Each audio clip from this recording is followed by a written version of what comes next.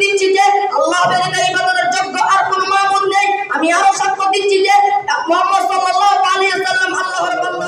আমাদের বক্তাকে পর্যায়ে আমাদের সামনে আবারও বিষয় নিয়ে এসেছেন ইবতিদাই খামিস জামাত থেকে মোহাম্মদ আব্দুল জাহিদ আসছেন। মোহাম্মদ আব্দুল জাহিদ, তার বিষয় হচ্ছে তাশাহুদ অর্থ সহ।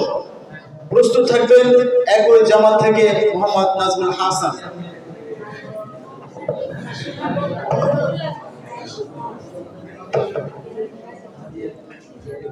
আসসালামু আলাইকুম ওয়া রাহমাতুল্লাহ। نحمده ونصلي على رسوله الكريم أما بعد أعوذ بالله من الشيطان الرجيم بسم الله الرحمن الرحيم اهدنا الصراط المستقيم الحمد لله যাবতীয় প্রশংসা যাবতীয় গুণগান একমাত্র মহান রব্বুল আলামিনের জন্য, যিনার অশেষ মেহেরবানিতে আমরা দীর্ঘ একটি সপ্তাহ অতিবাহিত করার পর আমরা আরেকটি সপ্তাহতে এসে কিছু কথা বলার এবং কিছু কথা শ্রবণ করার তৌফিক দান করেছেন। সেই মহান রব্বুল আলামিনের দরবারে শুকরিয়া জ্ঞাপন করে আমরা সকলে বলি আলহামদুলিল্লাহ।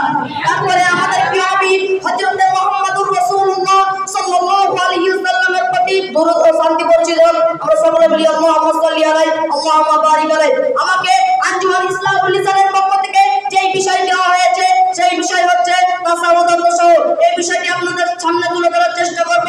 আমা তাওফিকি ইল্লা বিল্লাহ। التحيات لله والصلوات والطيبات السلام عليك أيها النبي ورحمة الله وبركاته السلام علينا وعلى عباد الله الصالحين أشهد أن لا إله إلا الله وأشهد أن محمدا عبده ورسوله অর্থ মৌখিক শারীরিক আর্থিক সমস্ত ইবাদত আল্লাহর জন্য।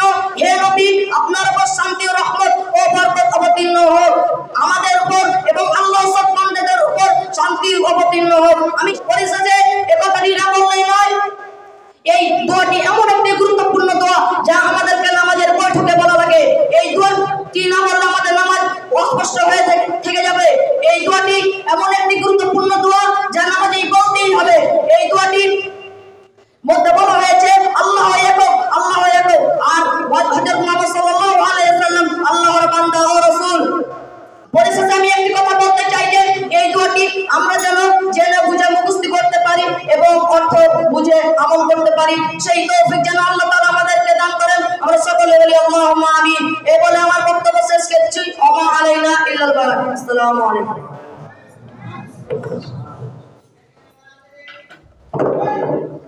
মাশাআল্লাহ, চমৎকার বক্তব্য আব্দুল জাহিদ উপস্থাপনা করে